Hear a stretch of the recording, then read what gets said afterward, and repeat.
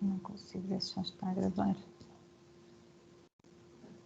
Okay, so good morning. Thank you all for attending our webinar integrated in Modtissimo. Today we are going to present some scientific developments regarding protection against pathogens, including the new SARS-CoV-2. In this panel, we will have 6 different presentations. Each presenter will have 10 minutes more or less and 2 for questions. So don't forget that you can place any questions you have in the chat and we will try to answer the questions at the end of each presentation. So just for reminding the rules for the etiquette for this webinar. So this webinar is being recorded. So by staying, you agree with this. You should unmute your microphone. You should mute your microphone and disconnect your video. And any questions you might have, please place in the chat or raise your hand if you wish to speak. We are going now for our first speaker that will present us Vibrant project and the developments of this project in relation to the developments of anti-adhesive surfaces and innovative diagnosis tools. And it will be presented by Ligia Rodrigues. Ligia, she's an associated professor with habilitation at Min University, being currently the head of the Department of Biological Engineering and also the Associate Director of the Center for Biological Engineering. So please, Ligia, the floor is yours. You can start presenting. So thank you, Carla. Are you seeing my presentation? Yes. So just a second here. Just a second. Okay.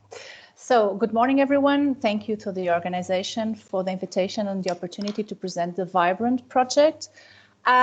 So every major health organization worldwide has identified infection diseases as and the decreasing efficacy of antibiotics in general as a major concern.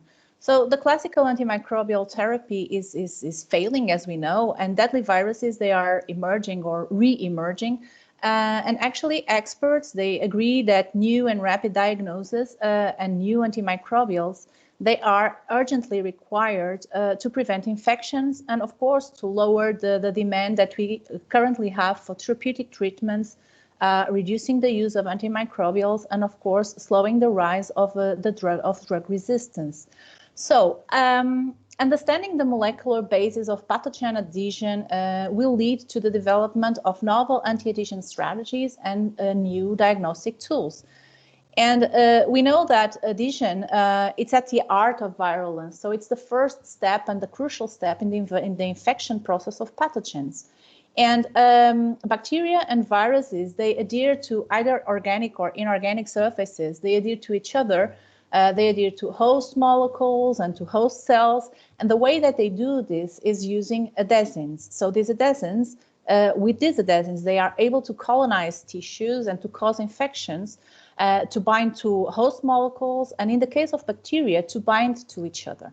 So in Vibrant, we will adopt a highly cross-disciplinary translational approach to actually improve our understanding of adhesion. Are you seeing my slides? I cannot hear. No. No. Sorry. Okay. No. Please. Sorry. Let me put here my slides again. I don't know what happened. Okay. Now. Yes. Thank you. Okay. So as I was mentioning, so in Vibrant, we will adopt a highly cross-disciplinary translational approach to actually improve our understanding of adhesion biology and to detect infections at the earliest possible stage. And therefore, we will try to meet the threat that is posed by the new and re-emerging viruses. At Umino and also at Senti, which is a partner in this network, we are focused in the design of new diagnostic tests and devices. Okay, so our first work package is about pathogen capture. Actually, we want to learn about how to capture and enrich pathogens from clinical samples, for example, blood, for downstream diagnosis. And we also want to develop novel pre-analytical steps for clinical diagnostics. So currently, diagnostics for bacterial and viral pathogens, they typically include unspecific cultivation because one pathogen, one viable count of pathogen per milliliter can indicate an infection. But we know that if we can enrich them from a patient sample, as blood, for example, this can speed up the pathogen diagnostics and by many hours and can improve sensitivity. So, of course, that this may also render the downstream analysis somewhat complex, but actually there is a huge need to develop these new diagnostic tools. And detecting the interaction between the entire bacteria and mixtures of ligands can provide an unexplored route for the pathogen or the target, in this case, enrichment. So we will use ligands, in our case, aptamers, that specifically bind to the adenosines or to extracellular matrix molecules that are specific from the pathogens. And we will immobilize these ligands onto surface of materials that are used afterwards for fabrication of diagnostic devices, such as membranes, electrodes, and so on and so forth. So with this approach, we hope that we will have faster and specific and more efficient trapping strategies, which of course will result in better processing times and lower costs. Okay. Another work package that we are involved in is in the direct detection and identification of pathogens in a simple multiplexing approach that is aimed at the point of care analysis and preferentially using the patient samples that we previously enriched, as I just explained. So we aim to develop adenosine-based pathogen diagnostics using, of course, clinical and industrial samples, and we expect to have a higher quality and faster turnaround by combining these adenosine-based diagnostics with the standard methods that already exist. So just to give you some brief results of what we have done so far in this project, we have been developing anti-adhesive materials that have minimal fouling to inhibit adhesion that are based on grafting from approach and to be used in diagnostics or as a biomaterial per se. So we want to actually immobilize covalently molecules, non-adhesive molecules, and these are polymers, polysaccharides, and so on. And we want to immobilize them onto PET or silicone rubber substrates. And of course, we can use grafting to or grafting from, but I will be talking about grafting from. And this is a way to modify the surface of the material, turning it into a good and into a material that has a good and a physical and chemical stability over time. So what one of our researchers, Tuchet, did was she picked one of the parameters that we actually believe that is important to prevent bacterial adhesion, which is hydrophilicity or hydrophobicity. And she did an experimental design, studied a number of factors, including temperature, curing time, concentration, and contact time, to modify the PET surface using a grafting from approach with gamma-rabic, which is a polysaccharide. And she used contact angle as a response variable. We all know that contact angle over 180 is a super hydrophobic surface, and below 90 will be an hydrophilic surface. So I'm not going into detail, but we were able to draw a model on this with those factors that I just mentioned. And optimizing this model, we were able to get a PET surface modified with gamma-rabic with a contact angle of about 27, which comparing to the control that is 70 is quite good. So this surface is hydrophilic, and doing some adhesion experiments that you can see by the green images, we can see that an untreated PET is covered with the bacteria. So the bacteria is an E. coli expressing Yersinia enterocolytic adenosine that we coupled with a GFP gene, so to be green, so we can see it. And the treated surface clearly shows that we have no adhesion. Also, we did some AFM experiments that you see in the bottom of the slide, and we can see that the treated surface has a higher roughness and a higher surface energy, thus demonstrating that the modification was successful. So, on the other hand, we have another researcher, which is Maria Sand, she has been developing multifunctional materials to capture pathogens from biological samples, both as an enrichment step preceding diagnosis, but also to develop some kind of a biodevice that specifically targets pathogens. So in an initial step, she studied the enrichment, as I just mentioned, and she developed magnetic nanoparticles covered with collagen. And you may ask, why collagen? Well, we chose collagen because the adhesins that we are working with, which is the YAD-A, it's Yersinia enterocolytica adhesin, and USP-A, which is an adhesin from Moraxella catalis. Both adhesins, they have a high specificity for collagen. So it's a way of capturing these adhesins in particular.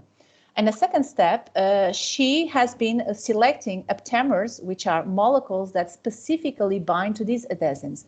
And we are at the step of developing the electrochemical biosensor, where we will use these aptamers as biorecognition elements. So for what she has done so far is the synthesis and characterization of such nanoparticles that I just mentioned.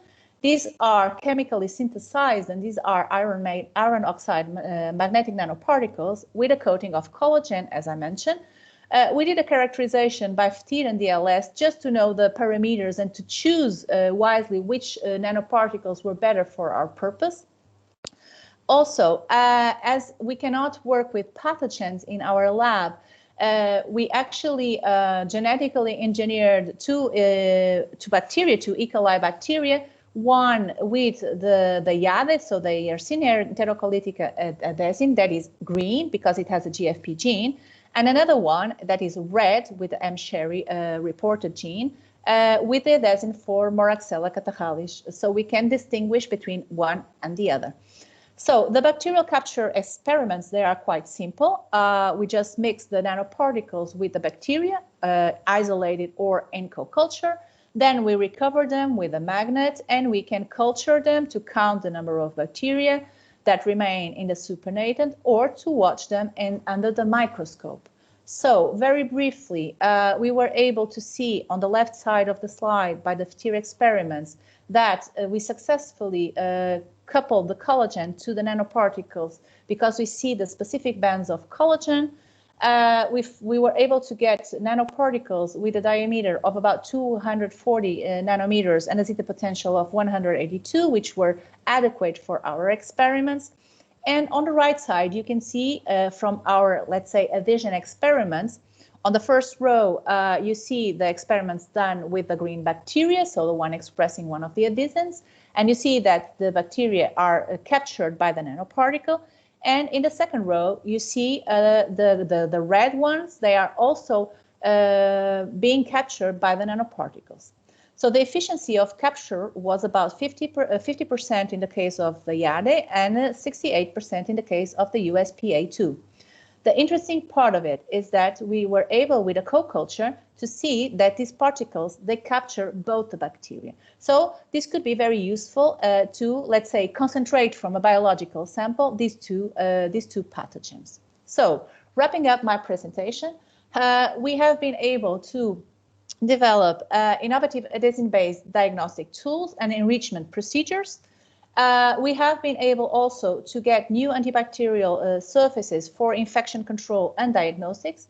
And I should say that there is a huge promise in the network under the scope of the development of novel vaccines based on antibodies designed against specific adhesins, which is, of course, quite important in the current days where we are very worried with SARS-CoV-2. Well, I would just want to finish acknowledging Maria and Tucci, the researchers that did the experimental work, acknowledge Carla, that is my collaborator and also supervisor of Maria and Tucci, David and Sara from Senti that have made possible the experiments conducted at Senti, and Dirk, Ian, Volkart, and Nicole that are co-advisors. So thank you for your attention. Thank you, Ligia, for a very interesting presentation and for your perfect timing. We don't have any questions in the chat, so I remind everybody that you can place your questions in the chat. Anyway, I have a question, and my question is, do you think that could be other industries that could benefit from this vibrant developments. I know they are more dedicated to the medical sector, but can you envisage any potential for other industrial applications? Yes, definitely. Of course, that they are focused on the medical context for diagnosis, of course, and for anti-adhesive surfaces. But the development of anti-adhesive surfaces is actually important in, for example, the food industry. But also, if we think in the textile industry, is also important because, I mean, if you think that you can develop, for instance, not only clothing for the medical setup, but, for example, for children and for, let's say, public institutions, for shares, for the cars. So we have actually a lot of potential applications if we want to control somehow the addition of bacteria and the growth and development of biofilms. So definitely yes. Okay, thank you very much. So now we are moving for our next presentation. I ask Catarina to start sharing the screen. So Catarina Seabra, she's a biomedical engineering from Minho University and holds a PhD in biomedical sciences from Porto University. Currently, she is researcher at Requinte, and she's tackling the development of nanoparticles to treat biofilms of multi-drug resistant bacterial infections, and also as a nano strategy to prevent the spread of COVID-19 in hospitals and nursing homes. And today she will be presenting the work related to the nanoparticles to prevent SARS-CoV-2 transmission. Thank you, Catarina. You can please start. Thank you, Carla. Thank you. Good morning. Firstly, I would like to thank this invitation to present the Nano to Prevent work. Before starting to explain the project, I would like to talk about my institution, LAKV, which is a non-profit private scientific organization focused on chemistry, biological sciences, and bioengineering. LAKV works closely with the national and international research institute, academia, national government, industry, and technological centers. My group is placed in Faculty of Pharmacy of University of Porto. All of you are welcome to visit us. And our group, I develop research in Professor Sallet's group, the Molecular Biophysics and Biotechnology group. Our group aims to develop innovative therapies and drug delivery strategies in different fields, inflammatory, infection, neurological, cancer disease. Talk about a little bit some fields of some lines of our group. And regarding inflammatory disease, we develop nanoparticles for psoriasis and rheumatoid arthritis, for example. In infections disease, we develop nanoparticles against Staphylococcus aureus biofilm, Helicobacter pylori, or Mycobacterial tuberculosis. In terms of neurological disease, our group developed nanoparticles to enhance the targeting to transport some drugs to brain, aiming to solve neurological problems such as Parkinson, for example. In cancer line, our group research aims to target different types of nanoparticles, and in order to carry some drugs and to detect some cancer cells. Okay, in terms of Nano to Prevent project, during this pandemic period, our group felt the necessity to contribute with our knowledge to fight and control SARS-CoV-2. With emergency to control the spread of virus, we decided to apply nanotechnology against virus and to arise the Nano to Prevent project. We know that the virus has different manners to interact with the host, but there are different kinds of nanomaterials, nanoparticles, can be used to stop the spread of virus. Through nanotechnology, we can obtain inorganic or organic nanoparticles that can interact with virus and inhibit the virus fusion with the host membrane, or nanoparticles can be decorated with receptors and block virus, block virus to bind with the host, or nanoparticles can activate the immune system to fight the virus. Therefore, we designed the Nano to Prevent project using the same principle of swap to kill the virus. Every time, every day, we listen that we need to wash our hands to kill the virus because the swap molecules attach the lipid surfaces of the virus and disrupt virus membrane. So, in this regard, we use nanotechnology, namely gold nanoparticles, and that are known as having antimicrobial properties. And then we decorate the nanoparticles with a surfactant, and that interacts with interacts with virus membrane, and then disrupt lipidic structure of virus and kill the virus. Where will these nanoparticles be applied? Nanoparticles will be applied in, for example, nursing homes or hospitals by incorporation in textiles, namely in the bed clothes or medical clothes as doctor uniforms or masks. The aim is to pulverize nanoparticles in the textiles and to stop the spread of virus by contact direct with the virus with these textile surfaces. We started to optimize and produce gold nanoparticles using a microwaves method. And this method is the same principle of conventional methods of gold nanoparticles.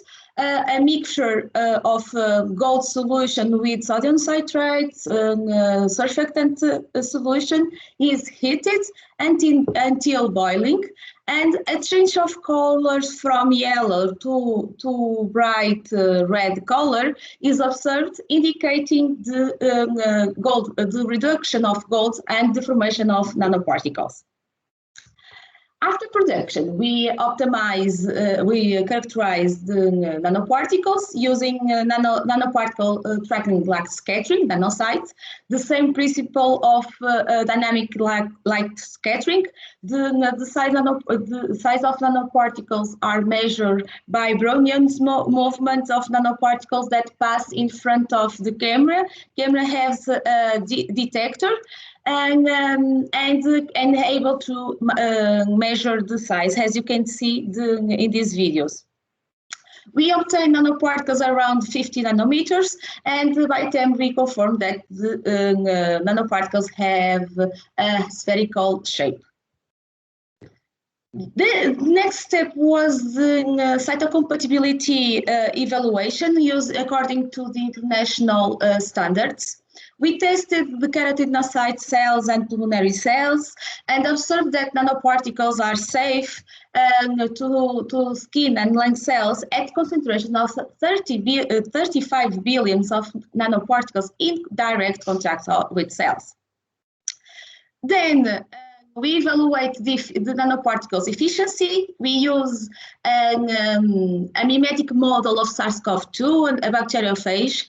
This part of work was developed by Dr. Helena Felgueiras from Center of Science and Textile Technology of University of Minho.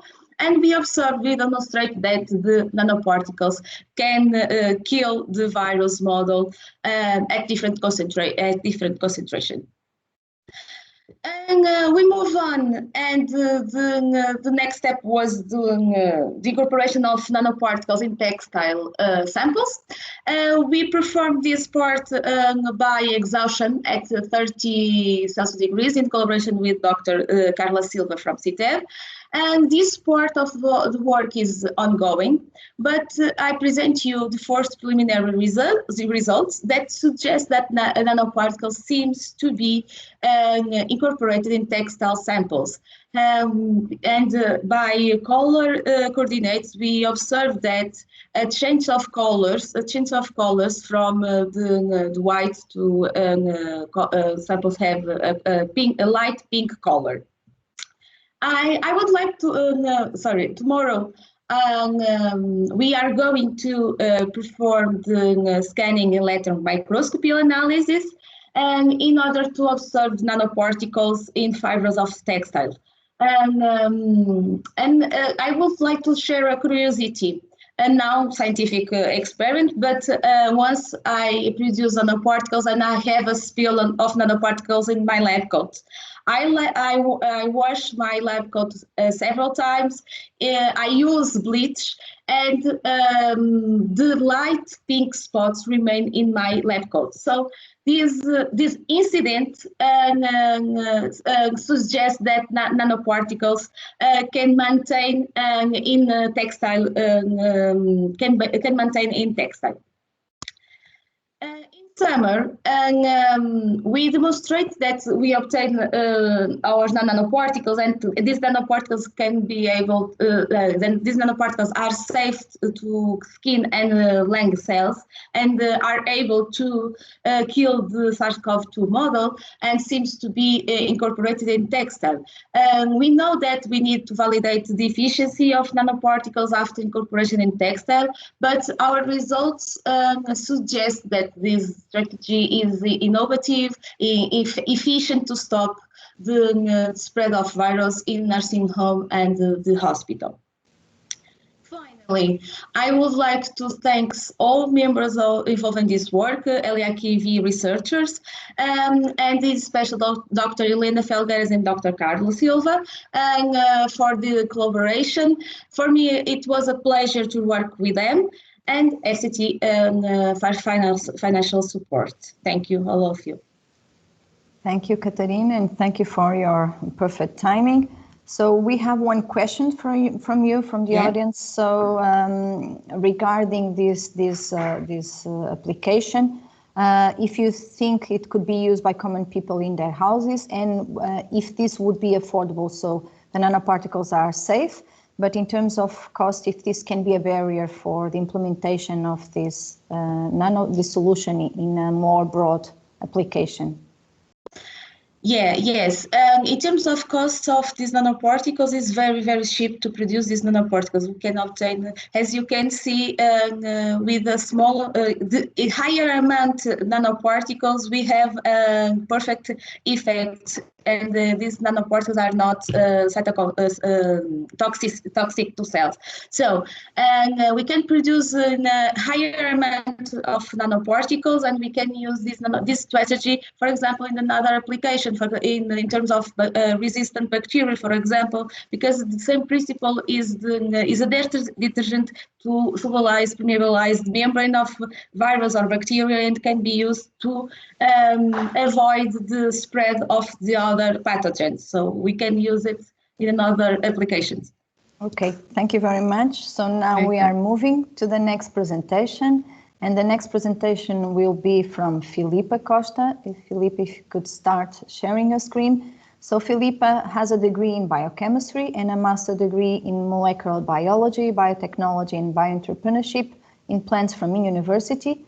She's been working at CITES since 2017, being a researcher from the Chemical and Biotechnology Department from this institution. And today will present us the project, the FCT project Recoveral. Filipa, thanks, the floor is yours. Thank you, Carla. Can you see? Okay, I'm not seeing it. Okay. Yes, but we can see Filipa. Thank you. Okay, I can see it now. Hi, everyone. I'm going to present the Recoveral Project. This project was developed between May and July 2020, so it's already finished. And this project intended to develop a new line of reusable personal protective equipment, also known as PPEs, in this case with improved comfort. So the consortium of this project included 3 different entities: CITEV, the Technological Center for the Textile and Clothing Industry, 2C2T, the Center of Textile Science and Technology, and the Pedro Spano Hospital. And it was funded by the Foundation for Science and Technology, also known as FCT. So, We all know that in this pandemic context that we all live in, a key contributor to the waste in the healthcare sector is the disposable PPEs. And just for curiosity, in the USA, 90% of the surgeries use disposable gowns and drapes. And in Europe, this value drops to 50% due to the measures that are taken to reduce the environment pollution. And here in Portugal, approximately 8 million disposable hospital gowns are used per year.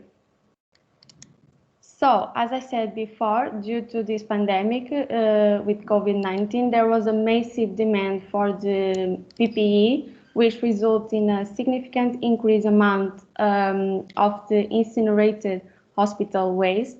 Once these PPEs single-use, this type of waste is eliminated as non-hazard or hazard waste, and they are either disposed in landfills or incinerated. So the aim of this project was to create a new line of reusable textile-based PPEs and MDs, more comfortable, ergonomic, and sustainable for the protection of healthcare professionals exposed to the COVID-19. This line should also allow to 20 uses without changing the properties after the industrial washing at 75 degrees according to the standard. So the work plan was divided in 4 main tasks. The number 1 task was to the development of a coating solution for textile substrate by laminating membranes and films. Another approach was the development of coating solutions for textile substrate by polymeric coating.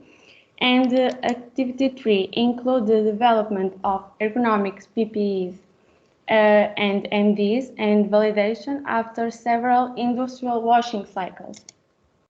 And the last but not the least, the evaluation of the comfort and ergonomy in a real environment.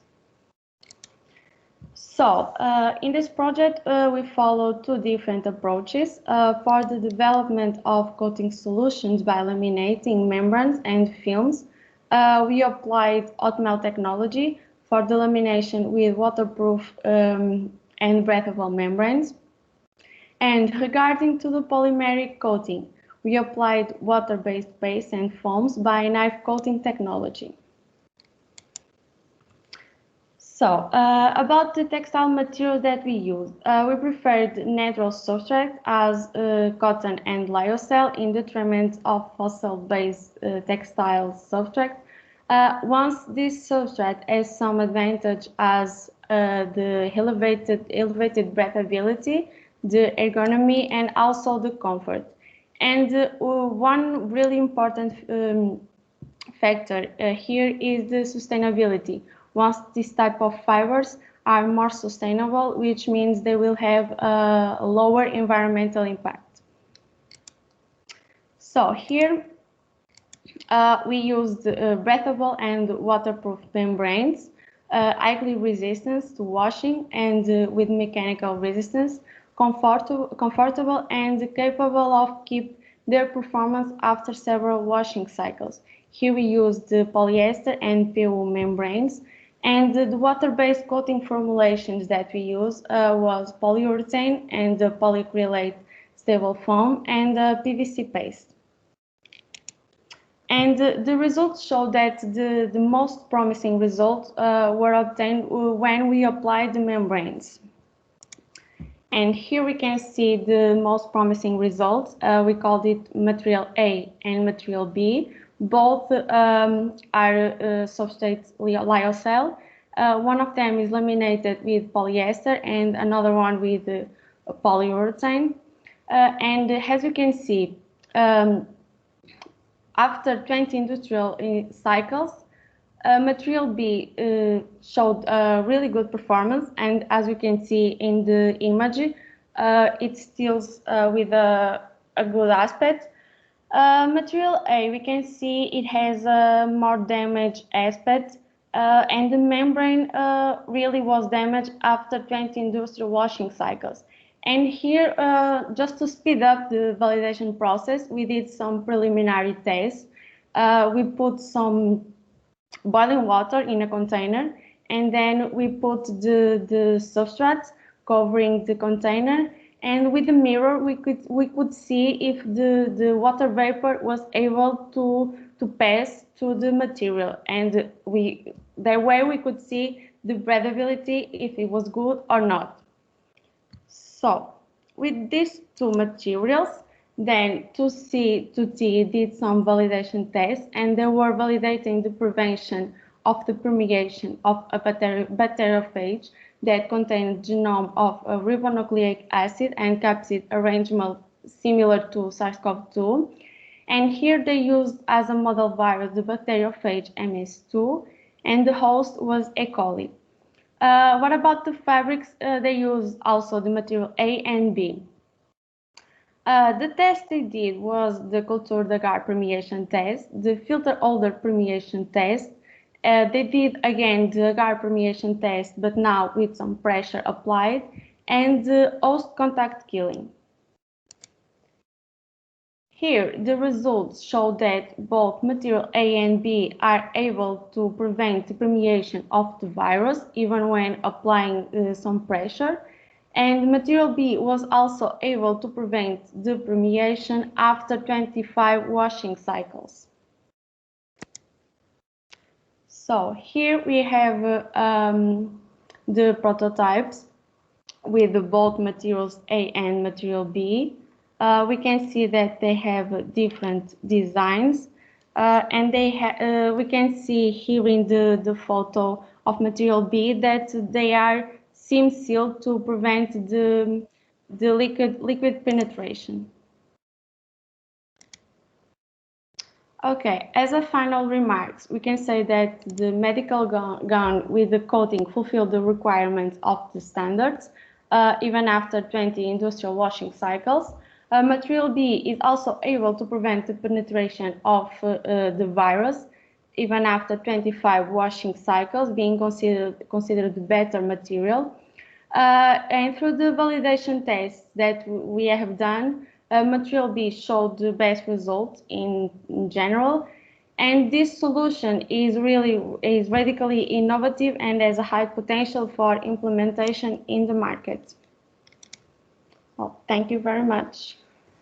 Thank you, Filipa, for your very clear presentation. We don't have any questions in the chat, so I remind you that if you have any questions, please use the chat. But I can ask you, what do you think, in your opinion, would be the major barriers for the implementation of disposables, of these recyclable PPEs instead of the disposables in healthcare applications?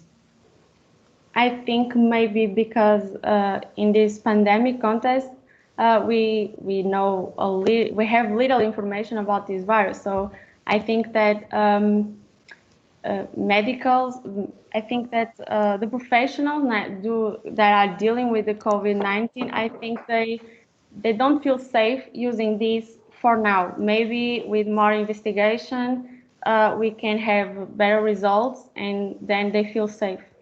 Okay, thank you very much. We now are moving to our next presentation. I ask Andrea Zilla to start sharing the presentation. So Andrea Zilla has graduated in environmental science at the University of Venice in Italy and holds a PhD in textile engineering from Min University. He is currently assistant researcher at the Center for Textile Science and Technology at Minho, and is leading the investigation line Bio and Nanotechnology Applied to the Materials. Zilla, the floor is yours. Thank you very much, Carla. Good afternoon to everyone. My presentation is about a FSCT project that was developed at the end of last year. It's finished, but the work continues because the results that we have obtained are very interesting. So this project is in collaboration with CITEV, the Hospital Pedro Hispano in Matosinhos, and the ECVS of the University of Minho, that is the center for medical center at the University of Minho. This project is about the development of spaces for the sterilization using ultraviolet C, UVC, irradiation of the personal protective equipment, especially masks, respirators. This project starts with the idea of using the UVC, that's are electromagnetic radiation that are not produced, are not existing on Earth. This is because are usually absorbed by the ozone layer in the high atmosphere. So we can produce it using special lamps that use mercury in gases that can produce this specific wavelength of the UVC. UVC are the lowest wavelength, the highest frequency of the whole UV in the whole UV. That can be divided usually in UVA, UVB, UVC. So the UVC are specific to have a very good germicidal property, and with what we use for our project. So the idea was to maximize this peak of germicidal activity of UV lamps that usually should be around 260 to 65 nanometers of the wavelength. Unfortunately, the mercury lamps can reach this perfect point in the electromagnetic wavelength. So used is our mercury. It's usually emit at 253 nanometers, still working quite well. But now we are using LEDs that are less power, but can emit in this wavelength that are better at 260, 265. Anyway, the project was developed using the mercury lamps, also because are cheaper. But the idea is not new. So several hospitals, especially in the States, the United States of America, have implemented these rooms using UV lamps to reuse the respirator and the masks. I can show here some example of the Nebraska Medicine, the Leith University, and the University of Minnesota. That's in their respective hospitals, university hospitals, have implemented these methods for the reuse of the mask. But the idea is not so straightforward, in the sense that it's the information about the UVC, how they work exactly, are not very clear, especially in textiles, because textile offers a three-dimensional volumetric surface, so not so easy to understand how the UVC can reach all the interior or the masks. So this is the room that we have developed at the hospital Pedro Hispano. It's working now. We are in the final stage of our tests. The project is finished, but we continue to develop research about, especially using now SARS-CoV-2. the idea of the project was develop all the room with all the safety issues. So we have panic button to disengage all the system in case someone is inside of the room. We have also outside lamps to indicate if the room is working or not. So the safety was also our highest priority. So the big problem is of our studio understand how it works, the UVC inside the very complex textile environment. We are working with the bacteria and with virus. We have used a virus model, bacteriophage, but it's a virus that infects only bacteria, so it's very easy to work with because it's safe for humans. And the results were very, very good. So we were able to kill everything about bacteria in a very, very short time. 5 minutes was enough to kill every bacteria we have tested in all classes of bacteria, gram-positive or gram-negative. For the virus, it was a little bit different. We need a little more time, 10 minutes of exposure to kill the virus. So this test was very good, but the real test we'll use with SARS-CoV-2. So we have also in collaboration with the ICVS at the University of Minho with Nuno Osorio, that's working with SARS-CoV-2. We have infected the interior of the mask, not the surface, and exposed the mask to different time and energy density of the UV lamps, and we have successfully destroyed all the RNA of the SARS-CoV-2. This is important because this test is a test that detects only the genetic material. So the next step now, it's about the test of the virus. So understand if the virus is deactivated before the complete destruction of the genetic material. So, to finish, I want just to say that we have discovered that the important role of ozone in the disinfection ability of these lamps that supposedly are sold to be not produce any ozone. But in reality, we have detected a very high concentration in proximity of the lamp of ozone, and this proximity, it's important to be synergistic effect, to have a synergistic effect to destroy the virus with the UV and the ozone together. So thank you very much for your attention. Thank you, Zile, for your interesting presentation. We still don't have questions, but you show us the major challenges.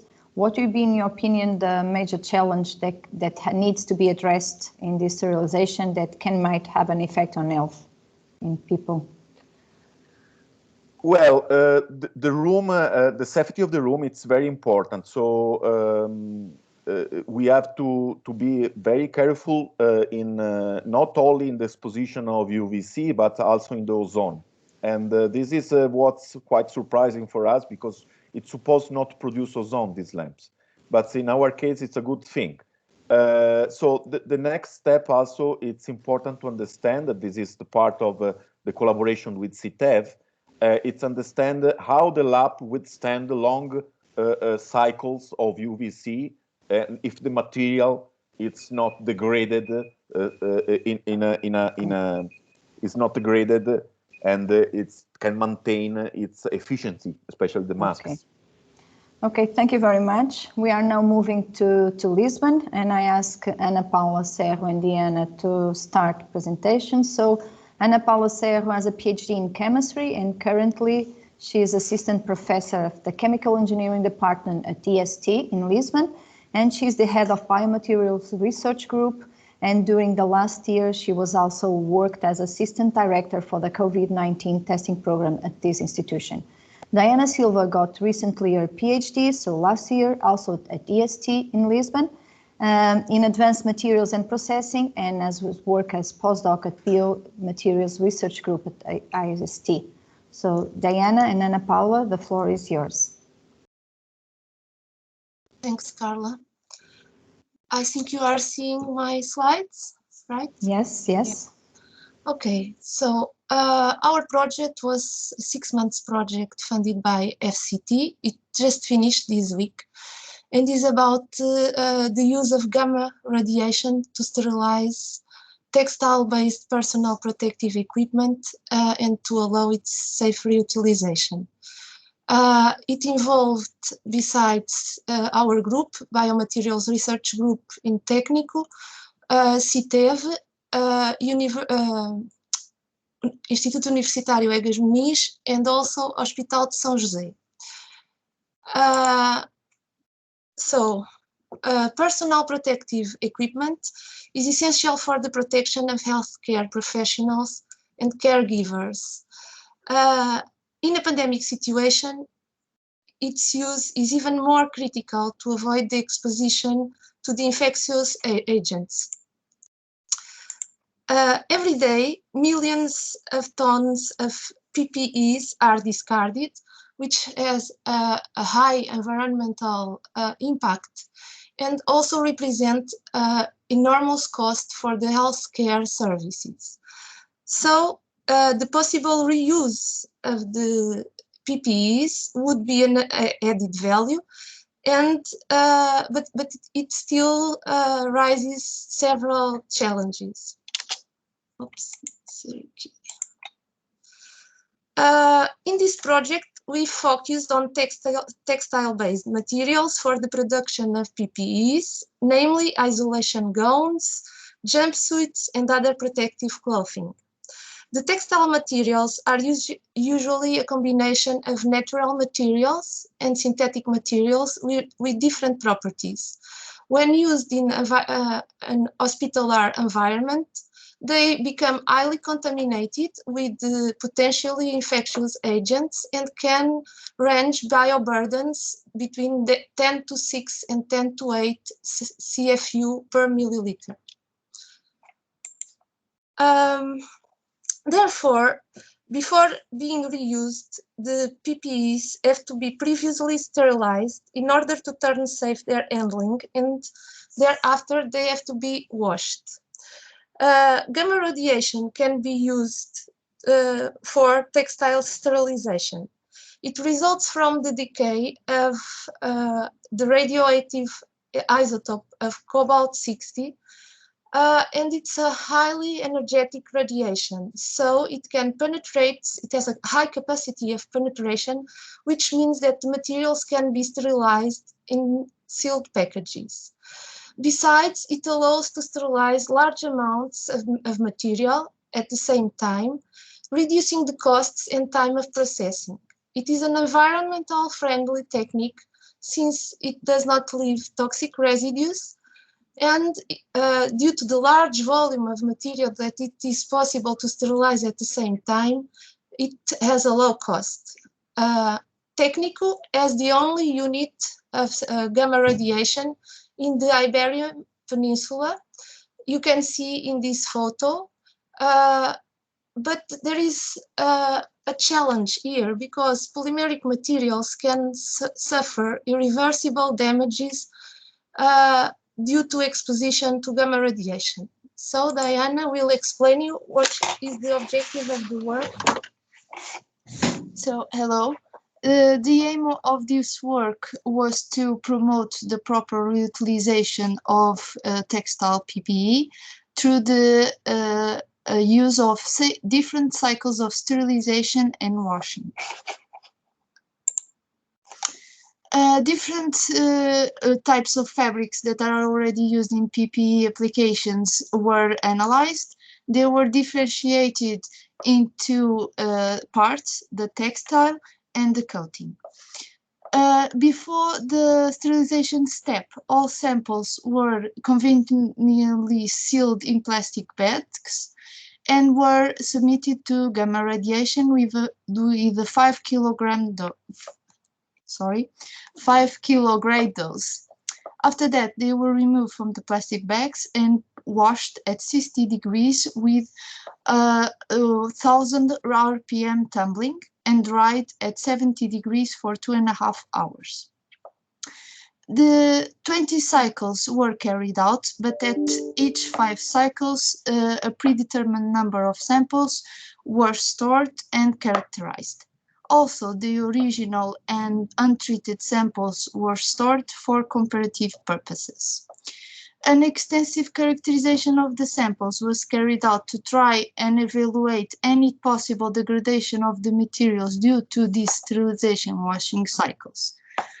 Finally, medical personnel wear the samples in an exposed area for an 8-hour shift to try and simulate the use of these PPE textiles in a real environment.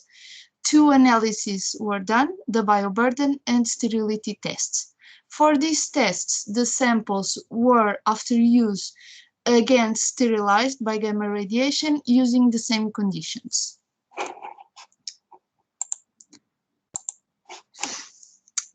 Visual degradation of A1 was almost immediately at the start of the study, so it was abandoned at the 5th cycle. A3 suffered a complete detachment between the textile and the coating after the 10th cycle. The morphological changes showed that the A5 and A7 suffer severe degradation, showing holes in the coatings and significant breaks in the fibers in the textile part. On the other hand, A2, A4, and A6 did not show any significant changes in the same images after 20 cycles. The capacity of fabrics to endure the liquid penetration is crucial for their use in textile PPE, and the results show that all samples suffer a significant decrease of this resistance. A1 was the most damaged one, while A6 was the one that showed the highest resistance after 20 cycles. Although the minimal required value depends on the location and the function of the PPE, we can use a minimum value of 20 centimeters H2O. And here we can see that A2 and A6 were the samples that showed the highest resistance after 20 cycles, and A4 was almost in the limit. According to the data from the resistance to liquid permeability, only samples A2, A4, and A6 were tested for the mechanical properties after the cycle 15 and the cycle 20. A1 again was the most damaged sample. A3 and A5 did not show any significant alterations of mechanical properties after 10 cycles, while the remaining samples, although they show some variations in the values, they still had the suitable properties to be used in PPE application. The FTIR analysis demonstrated that A1 and A5 were the most significantly affected samples. Indeed, variations in the spectra show that A1s suffer a significant breakage of bonds and seasoning of CH links that are more related to the physical damage that occurred during the tumbling than to the radiation. Samples A2, A3, A4, and A6 did not show any significant variations at cycle 10 for A3 and cycle 20 for the other samples. So, as for reutilization purposes, especially in pandemic situations as SARS-CoV-2, the it's really required that the samples are sterilized before they are washed. Here we can see that the bioburden that was obtained after the medical personnel wear them for an 8-hour shift, it's low, but still has the potential for infection. But gamma radiation showed that it was effective to ensure the sterilization of the samples, since after 14 days, no microorganisms grew on the mediums as it occurred for the negative controls. So as final conclusions, although several textile PPEs are still misused as disposable materials, which leads to millions of tons of fabrics that are just disposed, leading to these environmental and economical problems, we can see with this work that cycles of sterilization through gamma radiation followed by washing can be used to reuse polymerical textile materials safely and effectively for PPE application. I would like to thank you all for your attention and to all the members of the project. Okay, thank you, Diana. Thank you, Ana Paula. Just a quick question because our time is running. But do you think that with this right combination of materials and this gamma radiation, we could solve the fear of the healthcare personnel to use these reusable PPEs? Yes, in fact, this solves two problems. One is the handling of the materials. When they are contaminated, before being reused, they have to be washed. So people that do that process will do it in a safe way. On the other hand, people that works in the healthcare services know that the material was sterilized. So we showed by sterilization tests that it is not anymore contaminated. So it's safe to reuse. Okay. The great challenge is to find materials that are able to maintain the properties for the higher number of cycles. Okay, thank you very much for your presentation. We are now moving for our last but not the least to David. David, I ask you to share your screen. So David Esteves has a master in micro and nanotechnologies from FCT, Universidade Nova de Lisboa, and is a collaborator of Sentis since March 2018 in the smart materials area, where he has been working in several research and development projects. So David, the floor is yours. Hello. I will present the sensory project. In this project, first we are going to talk about the project and the objectives, and finally the results and prototypes. This project had the duration of 7 months, and it was a work of Senti, All Trading, and 2CA Braga, and it was financed by FCT. The main objectives of this project was to create a device that was able to detect the shortness of breath when someone has COVID-19.